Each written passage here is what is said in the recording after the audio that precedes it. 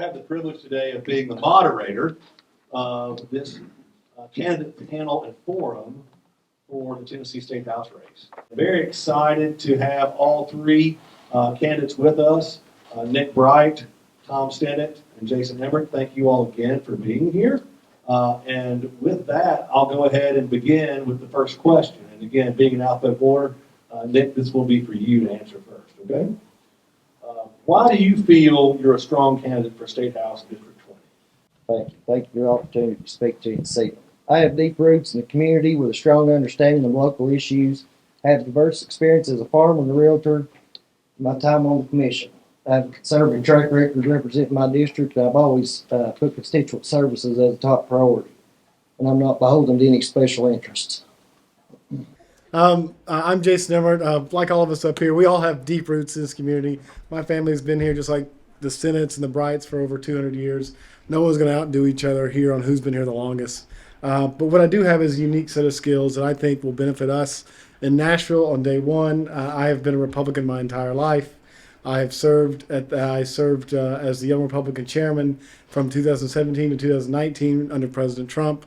I have worked around the world on conservative and center-right causes. I have worked to get legislation passed, not just at the national level, but also the state level. When elected, I will be able to go to Nashville on day one as a known entity, working with personal relationships that I already have in our state legislature with our governor and with their office. What we need, politics is a reflection of our community.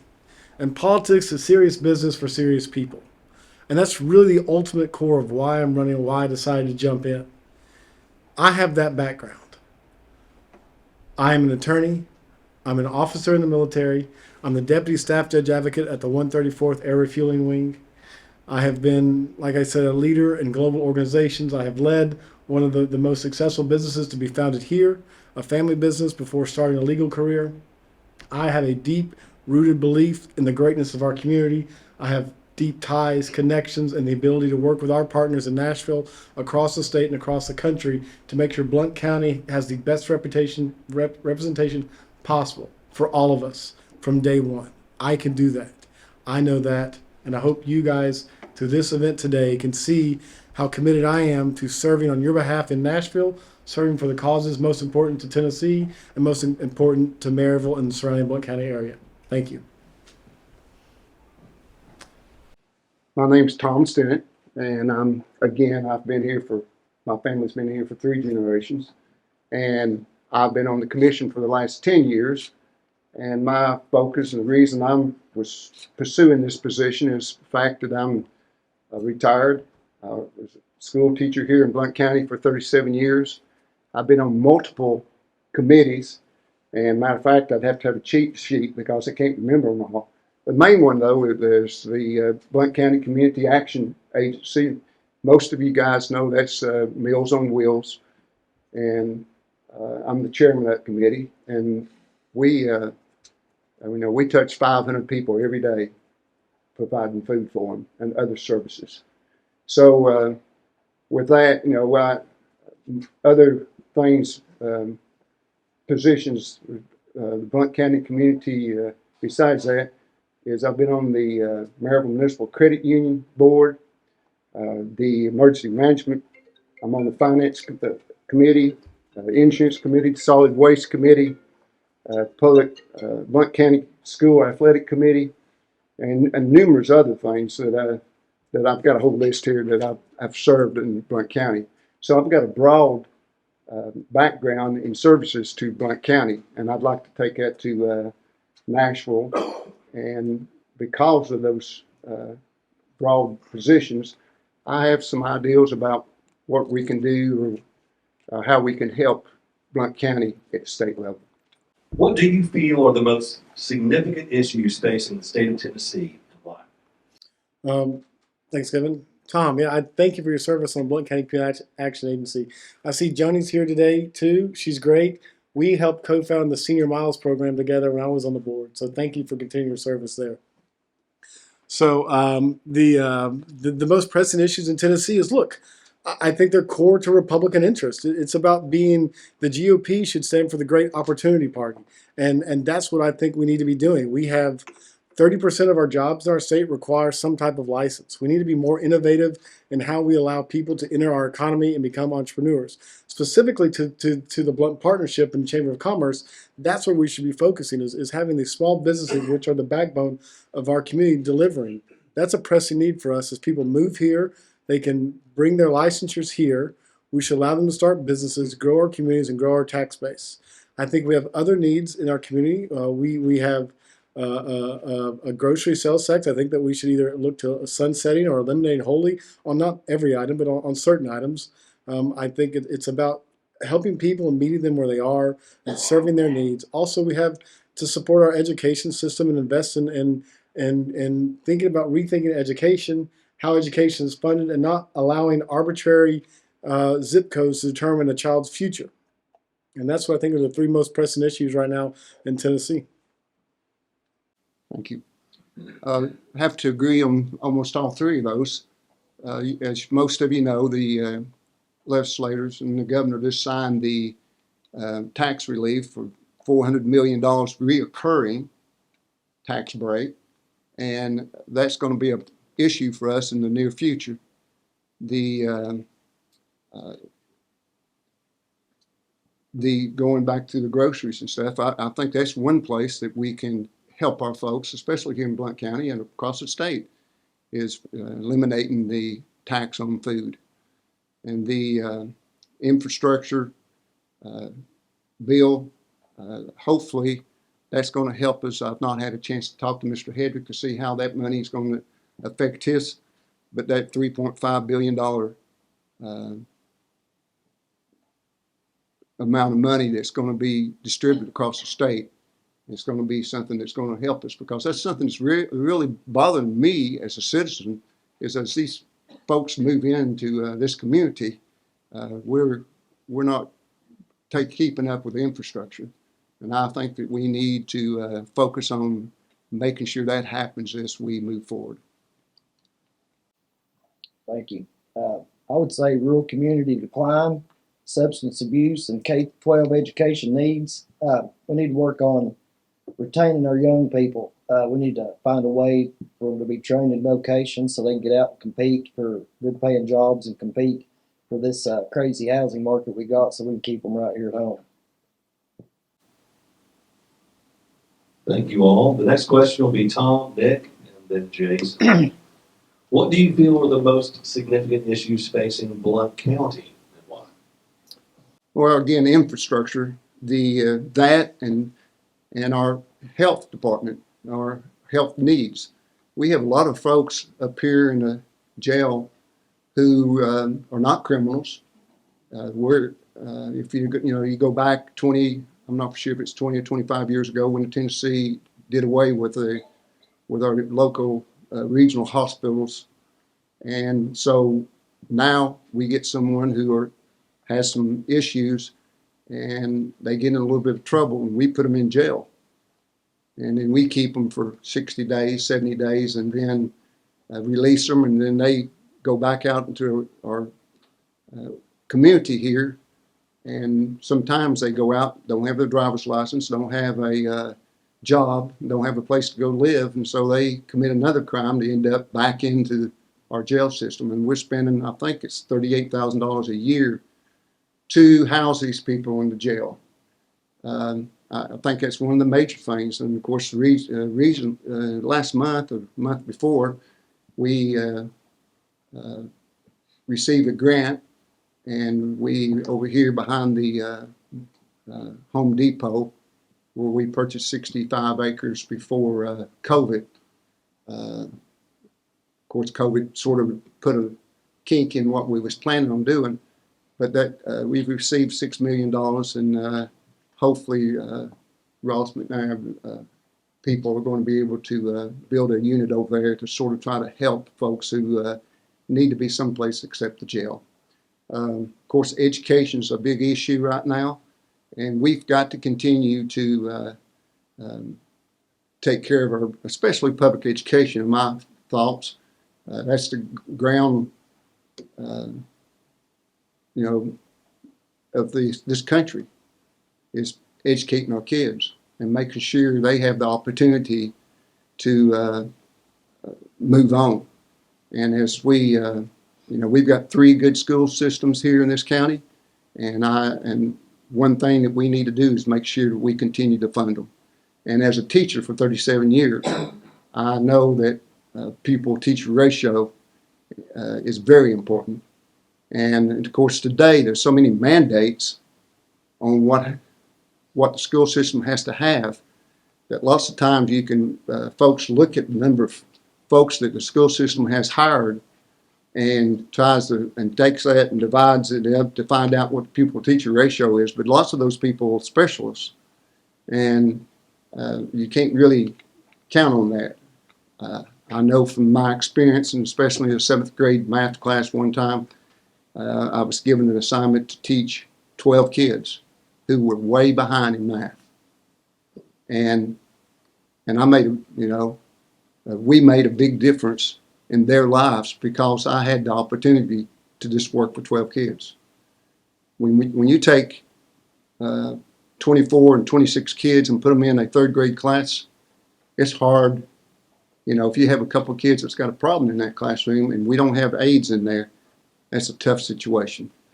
And of course, public safety. We continue to have, most of the time people are speaking about the southern border, but the northern border coming out of Detroit is a problem too. We have a lot of traffic coming from down 75 and bringing drugs and other issues into our community. And we need to make sure that our sheriff's departments and other police departments have the funds and the equipment they need to help us with those issues. Next. Thank you. I think one of the biggest issues facing our county right now is affordable housing. It's not unique to Blount County, but it is definitely an issue. We've got people moving in here that's competing for our houses that our locals just can't afford to compete with. I don't know that it's a Blount County issue as much as it is a New York and a California issue. These people are fleeing these places, and we happen to have a great place to live. And until something's addressed in those places, I don't know how we're going to compete here. But it's definitely an issue that we need to look at, how we can train our youth so they can get these good paying jobs and afford to compete with these out-of-towners. Look, this is why you have to have someone with experience in doing policy to address a housing crisis, is that there are ways to do this. One, you make it predictable. You put a cap on what local county commissions can put on tax rates or property tax rates. You make it predictable so people can afford housing and plan long term. You have the state can eliminate some of the barriers to entry that they have for the regulatory state. You start by doing that. You allow for more multi-unit housings to be built in certain specific areas. You have all this is local and state combined in regulatory state that prevents it. That's why we have a housing shortage. It's not because people are moving in here. It's because we can't build more houses. Housing needs to be built to not just bring forward for the growth we're having, but also to keep and retain our own people here. It took my wife and I 2 years to find a house to live in Maryville. That's unacceptable.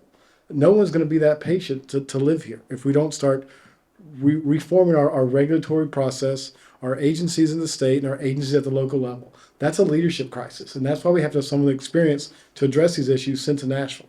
Second, the next 2 issues, I think, infrastructure. We have to have someone in Nashville that advocates to finish Pellissippi. That'll eliminate a lot of the traffic issues that we are seeing. We have to advocate to finish Pellissippi, not just for an economic development perspective, but an infrastructure perspective and a tourism perspective. All of it feeds into it. Not allowing or not having Pellissippi finished to its completion is holding our county back in a number of ways that we have to address through electing the right people and sending them to Nashville. I can do that. I can work directly with the transportation chair. I can work directly with the commissioner of transportation in Tennessee. I know these people personally. That's why whenever you have someone that comes with the modicum of understanding and a knowledge base to get things done in Nashville, it's important. Politics is serious business for serious people. That's ultimately what it is at the end of the day. So that's the first 2 issues. You have housing and you have infrastructure. Third, it goes back to what I talked about, the GOP, the Great Opportunity Party. being innovative in how we address problems. Right now, when we go back to the property tax issue, Tennessee is one of only 4 states in the country that does not put a cap on property tax increases. One of only 4. We're better than that. To that same end, on the innovation scheme, my wife and I pay $30,000 a year in daycare for 2 kids. $30,000 a year for 2 kids. That's not possible for the vast majority of families in this community. And that is a state-made problem. Tennessee has more onerous regulations for starting daycares than Massachusetts. This is about being the party of opportunity, the great opportunity party. That's what I'm going to Nashville to lead. The great opportunity party, so we can have more daycares, to get more people back into the system, to more people back into the workforce, to allow families to thrive and subsist greater than just on one income. Because that's unfortunately in the world we live in right now. But it can't be possible with $30,000 a year for 2 kids in daycare. We have to do better. We are failing families across the state by putting that type of tax on them just for starting a family. It's overburdensome and it's unbearable. So that goes into the innovative economy. So that's the 3 things I have: is infrastructure, housing reform, and innovation. Those are the 3 biggest issues facing us here locally. So you did get a head start on the 4th question I'm about to ask, which is, what is your position on the completion of Pellissippi Parkway? Perfect. I'll take a break. Nick, this is to you. Yeah, I would be supportive of anything that would help alleviate traffic in Maryville. Completion of the Pellissippi Parkway extension should provide a way to alleviate some of this traffic here. So yeah, I mean, I don't know how to elaborate on it more than that. Yes, I'd support it. Is that the question? That is the question, yes. It's your turn. So feel free to Yes. answer. Yes, we, 2 or 3 years ago, I thought we had the opportunity for the purchase of property. And the county commission chose to send a letter down asking them for another, I believe it was the 60th public hearing. And I argued at the point that at that time that if we send that letter, that the state's money would leave.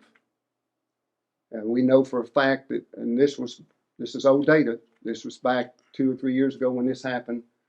At that time in history, we know there's 4,000 cars per day coming past Maryville College going to Townsend to go into the park. And that was on the average. That was not in the fall. So it's very, very important that we complete the Pellissippi. If you have a question, please raise your hand. We'll get to you. And we do ask that we'll allow all 3 our participants here to respond to the question that's asked. Hi, I'm Tanya Latham with Epic 9 Marketing. For all 3 candidates, tell me what success would be for you your first month in office. Probably finding my office. No, honestly, thank you for the question. The success is finding out what committees you're going to serve on, right? And then doing a deep dive and understanding who the research assistant is and the committees you're on, hiring the best assistant you can for your staff, because that's who's going to ultimately manage your reputation and who you are back at home while you're in Nashville. Like if you can't handle your calendar, if you can't manage the legislation, if you can't handle your callback load, you're going to need someone there that's your right-hand person. So putting a high premium on who you hire and getting to know with deep sincerity and deep clarity the issues of which you're going to represent Blount County, that's what I would consider a success. And I'm not going to know them all. I'm not going to say I would, but to get a head start in becoming the subject matter expert, so I can come back to Blount County and say, these are the committees I'm serving on. These are how I'm going to help Blount County in my role as your state representative. That's what I would define as success as. Thank you.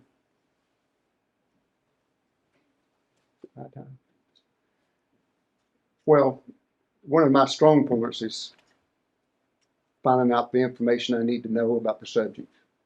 And I just have to continue, the fact that being able to connect with the people that has the ability, again, with the committees that you end up on, would be probably the most important thing, in making sure that you know who you're dealing with and what you're dealing with. So just short and sweet, just finding yourself around that place, and then I'd say it'd be a stressful time the first month. Thank you. Very similar to what the other two said, just trying to figure out who the movers and shakers are, find your way around the building and know what's what. Be like starting anything new. You can't go in on day one knowing everything, so it would be a slow start, but definitely working toward representing Blount County. Gentlemen, Roger Campbell with the City of Maryville. Last session, there was 3 or 4 issues that were talked about the entire session. And they're going to be back front and center this coming session. If you will, please tell this group where you would be on each of these issues. First issue is vouchers. Second issue is property tax cap. The third issue is reappraisal timelines and schedules. And for our fourth one, I'll throw in, what's your position on state government preempting local governments through legislative means? Could you repeat the third question, please? The third question? The third question, I believe, is on reappraisal schedule. Property reappraisal, now it's a 1 to 6 year. They want to shorten that by 2 years if possible. Well, Mr. Campbell, I want to start with that. If you shorten it, you're going to keep up with your cash flow. I mean, as things change, you'll be able to incur the new money. So I think 6 years is way too long. Things change too much in 6 years. The vouchers, there's not even anything on paper. And last term, the House and the Senate was completely different.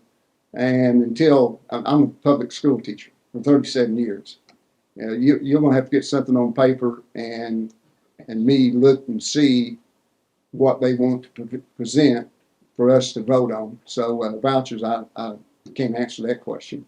And the property tax cap, guys, this is about the economy operating itself. I think anytime you start putting caps and trying to control the money, that creates a dangerous situation, because you're trying to control the economical growth and the direction that the economy is going. And you had one more, I believe. Bonus question. State government preempting local. Oh, yeah, I think autonomy, that's one reason that I'm interested in going to the state capital, is the fact that, especially in the school business, they tell us in public schools that they tell you you've got to do this, but they don't send any money. And that creates a problem with our school systems and with other industries too.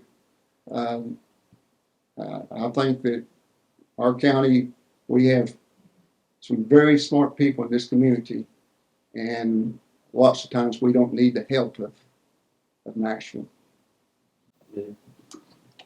Thank you. I'm going to start with vouchers. Like Tom here, it would be bill specific, what was in the bill, depending on whether I'd vote for it or not. But I can tell you this, I would not support vouchers unless it was a level playing field between voucher recipient education and public education. On a level playing field, I don't think we'll ever see that, but on a level playing field, our public schools can compete with anybody. Property tax cap, I wouldn't support a property tax cap. That just handcuffs the county, decreases our bond rating and our ability to borrow money, and in the end would end up costing Blount County more money. Reappraisal schedule, I definitely think we should go to a 2-year reappraisal schedule, so it's not such a drastic jump. Every time you get that reappraisal, you don't get that big sticker shock like we just had. And I'm sure our property assessor would like it better. And no on the other one, no on the bonus question. I'll take the appraisal. Yeah, it should be coming on a much quicker timeline. The preemption, I'm for state preemption in certain cases. It would have to be fact dependent. State preemption allows the state to move forward as a whole, especially in driving certain parameters for our state to be consistent across the board. The third question, you had the vouchers and you had state property tax. Here again, I already answered that question. We're one of 4 states that don't have a cap on property tax increases. That's absurd. Tennesseans believe in low taxation. If you're gonna don't send a Republican. I mean, you're not sending a Republican to the state house if you're going to send someone that's just going to be for raising taxes anytime they feel the need to across the state. So that's not a conservative idea. I've always believed in that. Being one of 4 states that do not have a cap on tax increases is embarrassing. You should demand better from your representation than have tax increases from your state representatives. And lastly, for vouchers, I'm absolutely all for vouchers and school choice.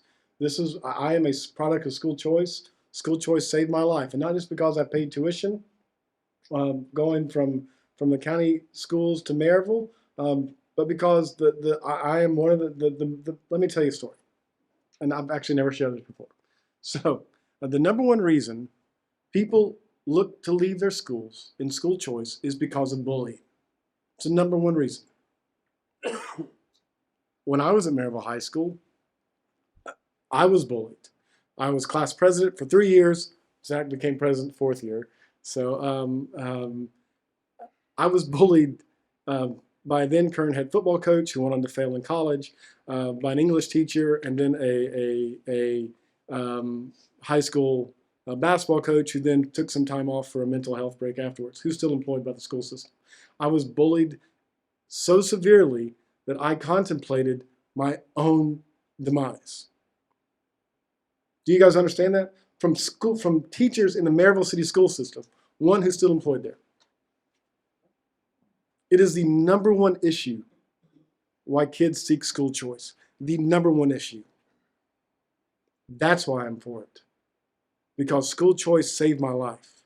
And it wasn't because anybody in the state gave vouchers. It's because I had a family that was willing to move into a different school district. School choice exists. It exists for wealthy people. It always has. But school choice as an economic development power generator is powerful. You don't end up getting these downstream Zillow ratings of a bad school district that force people to move out. You have reinvigorated neighborhoods. When school choice exists in states like Florida and now Texas, they just elected a majority that supports school choice. But you've seen it in Florida. Florida is wildly successful in school choice. They've done it for 20 years. It has been a great success. They are the number one public school system education in the country. I'm following the lead of people like Jeb Bush, Condoleezza Rice, Lamar Alexander on being for school choice. That's who've been innovative in this field. I have been a profound benefactor of school choice. It allowed me to go to college to reach my goals of playing college football. It allowed me to reach my goals of going to law school, of leading a company, of going to one of the best law schools in the country, of going to work for one of the largest law firms in the world. I advised presidents, prime ministers, members of parliament, and members of Congress. That could have all ended as a 17-year-old who was bullied here. Is that what you want? Is that what we're good enough? Is that good enough for you? Because it's not good enough for me. And yeah, we have great schools here. We do. But they're not great for everybody. And that's what we need to keep in mind, that great schools don't even exist in almost all the counties in the state. So I'm asking you, just learn a little bit more about what school choice means to people who do not live in Blount County. Ask what school choice means to someone who lives in a rural community or inner cities who have no opportunities, who face no other ability to leave, who can be bullied, who have no opportunity or feel they have no opportunity.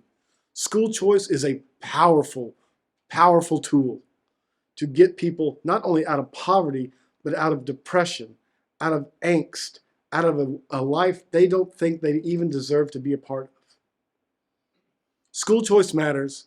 It's a significant deal. It would would serve this state well. It would benefit our community. It would benefit the entire state if we were to take a lead on it. And as your next state representative, I absolutely will share my story over and over again to make sure that everyone across this state understands the power of school choice. And I hope you all in this room understand the power of school choice and what it has meant for me personally. I am not alone. Recognize that, please. I'm Tony Sadie, and I own Get Fit Marable, 2 blocks away from here.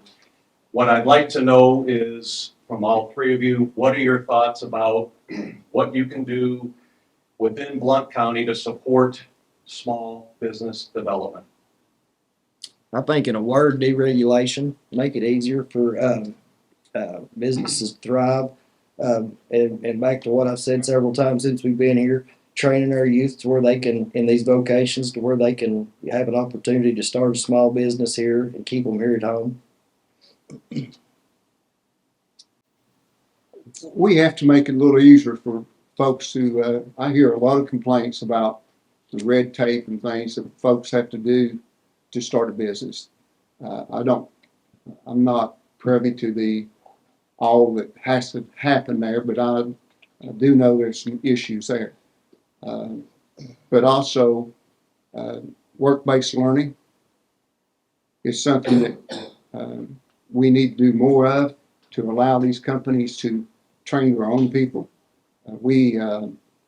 My last 6 years, I retired and worked 6 years later or more and did work-based learning and took kids who did not want to be in the classroom and took them off campus, and we built, in the 6 years, we built 16 habitat homes in this community from 7 o'clock in the morning to 11 o'clock in the morning. We worked every day, Monday through Friday from 7 to 11. Almost every one of those kids are in small businesses for themselves now. I get telephone calls and text messages from them, and because of we gave them the opportunity to work with their hands off campus, they developed a skill that they're continuing to use today. And most of our, I'm going to use the motor mile. They talk to those owners out there, and they love to be training their mechanics themselves. We've got issues in this state with workman's comp and with insurance where we can't get folks in certain places, for instance, a welding shop, and because of our workman's comp and insurance issues. I'd like to see folks, our young people, by the time they're juniors and they know they're not interested in going to college, if they want to be a mechanic, Charles West Chevrolet trains them. And that way, when they graduate on Friday, they go to work on Monday.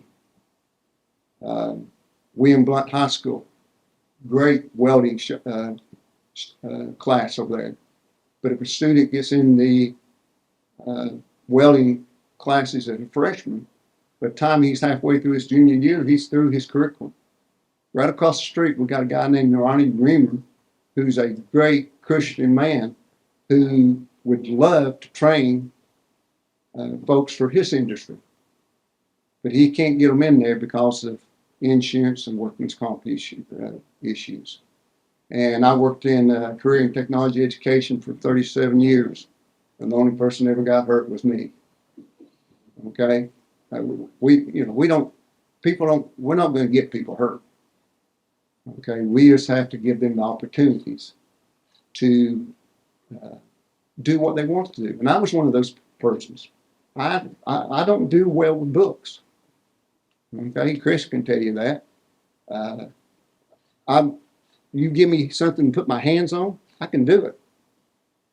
But we've got kids who we need to be able to get out of the box in public education so we can help small industry and small companies develop their own staff here in this community and across the state of Tennessee. Thanks, Tony. And thank you for starting a business in Maryville. That's great. The number one thing we can do, I think, to make things easier, you have 2 portals you have to sign into every year, right? One to pay your taxes, one to file your Secretary of State. Let's do something simple to start off and show some goodwill. That's one thing I'm very passionate about, is let's make it easier for business to operate. Let's have one single portal for all small business owners to sign into. That's an easy fix from the state legislature that puts that into law, that allows the Revenue Department and the Secretary of State's office to work together. You shouldn't have to have 2 different sign-ins for your business, for your small business. Also, this goes back to the greater story I'm trying to tell, is being the great opportunity party. Is being to provide innovation economy for people here across the state. Like I said in close to the opening, is that 30% of this state requires licensures to operate. That's too much. You know, in 1950, it was 1 in 20 required licensures to operate. So somewhere along the line, government has gotten more onerous, more regulatory, and more harmful to people. It has stifled the entrepreneurship that has made this country great. And companies like yours, they serve a need in our community, a big need. You're the backbone of our community. I really appreciate you doing that here for us. So thank you very much. In this office's election in the last cycle, there was a significant amount of influence by AFP, Americans for Prosperity, had a major impact in this race. And Americans for Prosperity sounds like a good conservative name, but they bring some issues to the table that are of grave concern for me, one of which involves their position on certificate of need for medical care. It is, as one of the chief people involved in pushing for the agreement that was reached to help save Blount Memorial Hospital, I'm concerned that if we remove the certificate of need that AFP is pushing for, that it will put our hospital in even more serious financial condition, because our hospital, our community-owned hospital, is not like a commercial entity in so many other places. This belongs to the citizens of Blount County, and it has a duty to take care of indigent care. If we lift the certificate of need in Blount County and allow other hospitals to spring up that don't have to accept the indigent care, it will place a tremendous burden on our local hospital. So my question is a 2-part question. I'd like to know your feelings regarding certificate of need and how it might affect Blount Memorial Hospital. And I'd also like to know if your campaign has accepted any money, any like-kind support, and or an endorsement from a non-Blount County resident PAC like AFP. Yeah, sure. I'm endorsed by AFP. I'm proud of that endorsement. I think it shows the strength of our campaign and the message that we have across the state, and how that I'm taking this seriously.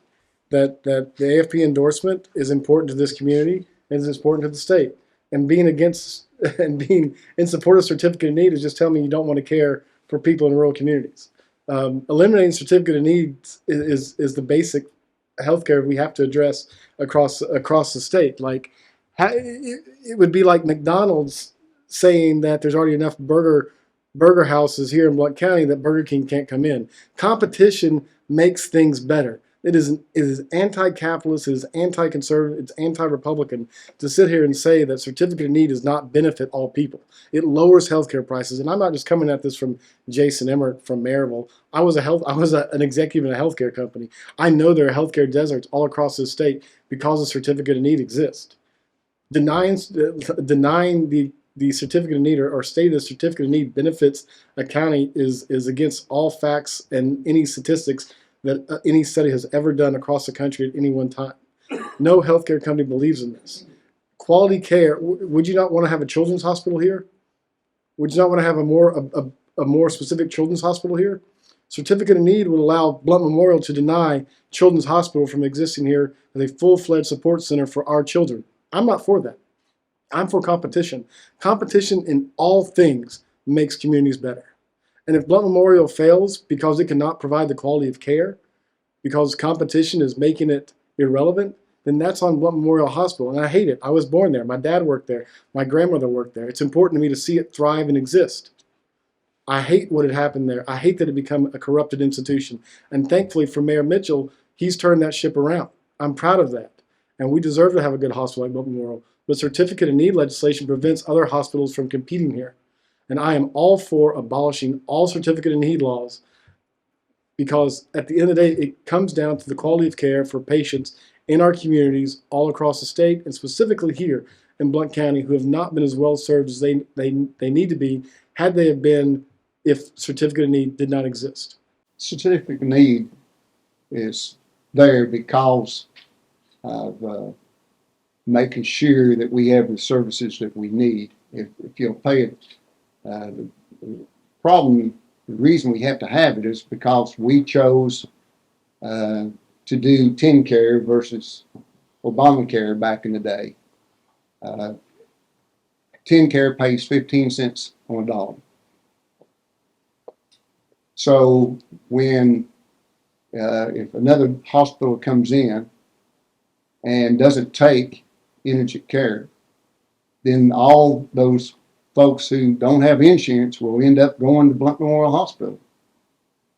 And if you think about Union County and Claiborne County and all those small communities, the reason they can't stay in business is because a lot of their population is uninsured.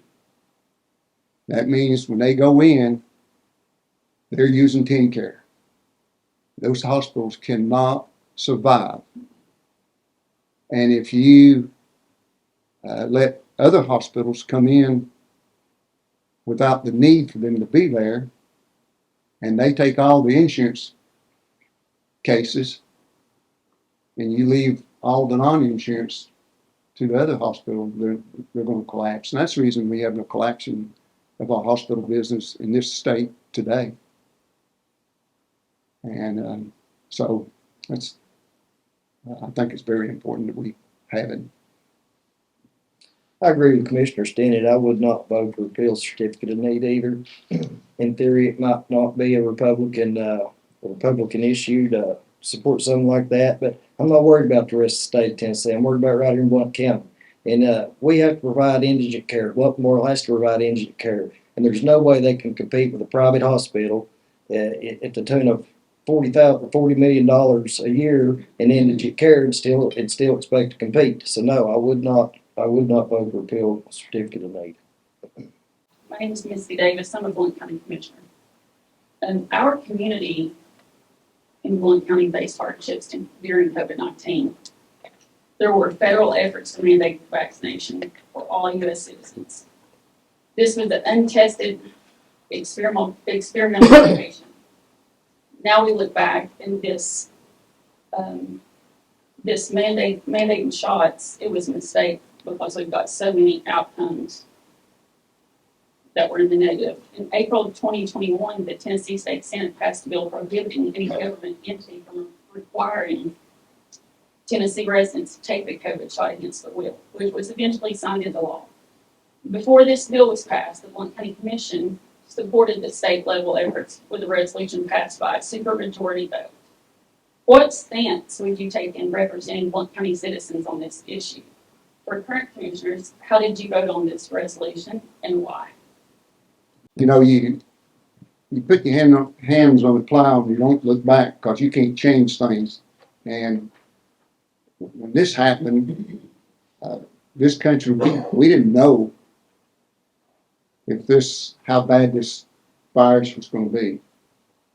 And you know, the folks who, I'm not a doctor, and I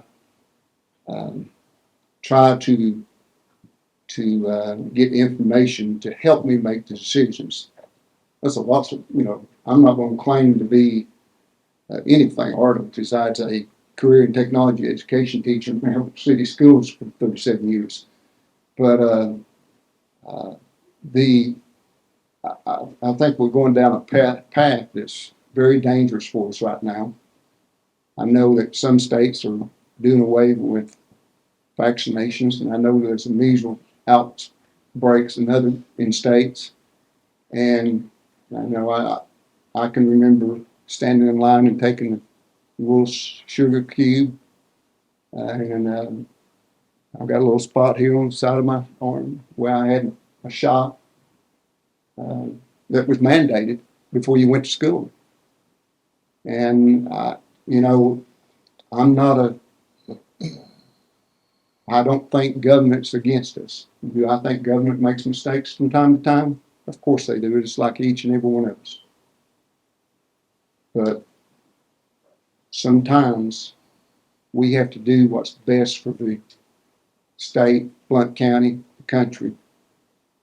And sometimes it doesn't work out.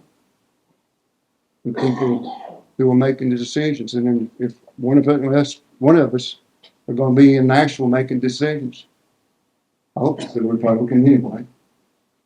And you know, we may make the mistake, but I'm not. You know, when I vote, I'm going to go home and lay my head down and go to bed, and I'm going to think I made the right decision the day we did it. So that was a tough time in our country, and like I said, I think we've got some real questionable issues coming up in the near future about this subject. Thank you. Medical freedom is important to me. In fact, I was one of the sponsors of that resolution that you mentioned, and I did support the Senate bill that would not allow a mandate for the COVID vaccine. I was part of the federally mandated being in the military. I had to take the COVID shots, but if I was state legislature, I would have followed the lead that Governor DeSantis and Governor Kemp had in Georgia and Florida. And look, it's a personal choice in the state. Any federal mandate is onerous and overburdensome. And I think what the Tennessee did and the state legislature did, I would have followed along with it. So that's where I would have done that. Any more questions? Hearing none, I'd like to thank again all three of you for participating today. Let's give them a round of applause.